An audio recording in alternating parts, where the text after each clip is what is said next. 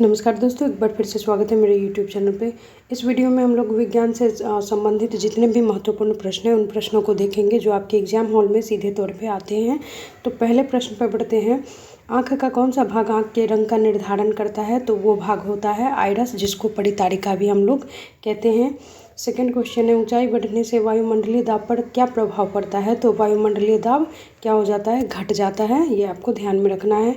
अगला प्रश्न है, आँख में प्रवेश करने वाले प्रकाश की मात्रा को कौन नियंत्रित करता है? तो क्या पुतली जो है वो नियंत्रित करता है, जिसको हम लोग नेत्र का तारा भी कहते हैं।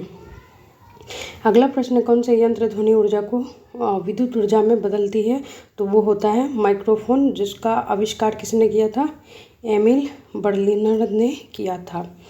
अगले प्रश्न पर बढ़ते हैं, कौन सी यंत्र रासायनिक ऊर्जा को विद्युत ऊर्जा में बदलती है? तो ये वो होता है विद्युत शेल।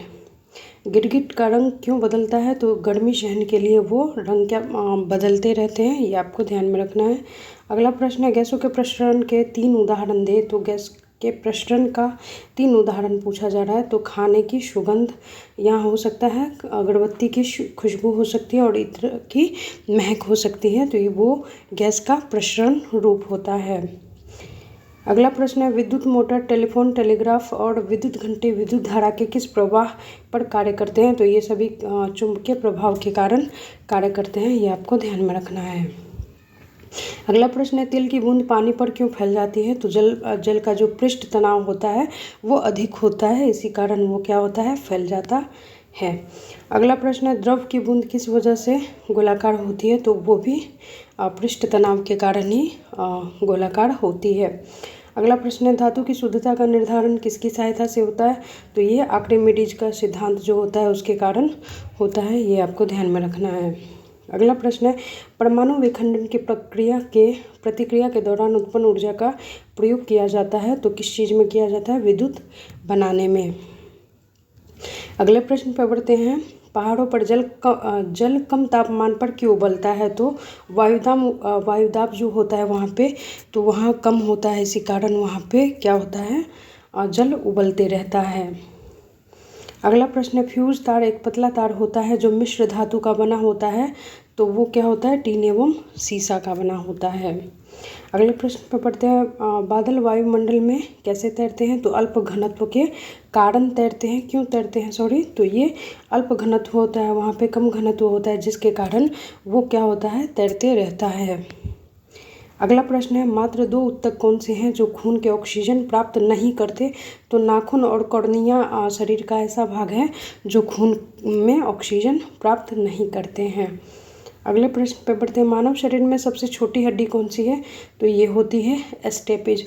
और ये आप लोगों को कमेंट करना है कि स्टेपेज कहाँ पाया जाता है। अगला प्रश्न है, रेफ्रिजरेटर किस सिद्धांत पर कार्य करता है? तो द्रव के वाष्पन सिद्धांत पर यह कार्य करता है।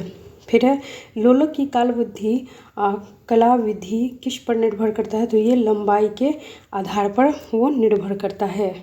वॉशिंग मशीन किस सिद्धांत पर कार्य करता है? तो ये अपकेंद्रण के आधार पर काम करता है, ये भी आपको ध्यान में रखना है। विटामिन B1 की कमी से कौन सी बीमारी हो जाती है? तो बेरी होती है, ये भी आपको ध्यान में रखना है। विद्युत प्रेस के तापमान तंतु नाइक्रोम को किसके बीच रखा जाता है? तो अवरक, जिसको मिका कहते हैं, इसके तापमान पे रखा जाता है। सबसे पहले प्रकाश की गति को किसने मापा था? तो रोमर ने मापा था, ये ध्यान में रखिएगा, क्वेश्चन आते रहता है ये। फिर है, अगले प्रश्न पे बढ़ते हैं, साइकिल चलाने वाला मोड़ लेते समय क्यों झुकता है? तो वो इसलिए झुकता है ताकि गुरुत्व केंद्र आधार के अंदर बना रहे, ताकि वो गिरने से बच जाए। अगले प्रश्न पे बढ़ते हैं, हाइड्रोजन के कितने आइसोटोप होते हैं? तो ये आपको पता होना चाहिए, 3 होते हैं, प्रोटीन, ड्यूटेरियम और ट्रिटियम।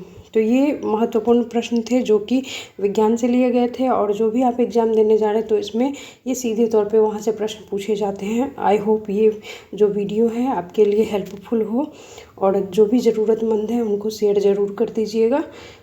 मिलते हैं अगले वीडियो में, तब तक के लिए जय हिंद, जय भारत।